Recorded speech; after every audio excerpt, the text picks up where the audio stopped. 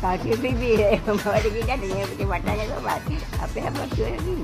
වෙලා තියෙන්නේ අර කවිය මොකක්ද ආයි කිව්වේ මේකේ සැරියට තියලා ආයි මුකුන්ට කන්නේ ඒගොල්ලෝ කවුද කරන්නේ ඔයගොල්ලෝ කන්නේ කියලා මම මොකක්ද අර බඩගිනි වෙලා මාගේ කල පුතුගේ ගෙට මනලා වී දෙකක් දුන්නයි මල්ලකට දඬු නොදඬෝ කියලා සිතුදුනට මනලද පුතේ කිරි දුන්නේ මාඹට ලස්සනට කිව්වා නේ දුකක් නැතුව මා දැඩි කල අම්මාට වී දෙකක් මනලා දීලා මල්ලකට උන්දගේ ඕම හැමදාමයි සුට කපට පුතේ කලේ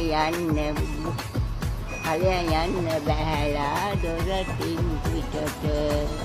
අම්මට යන්නේ දොරට බහැලා යන්නේ අම්මේ අම්ම ගියා ෂෝකෝ කොට කොටලා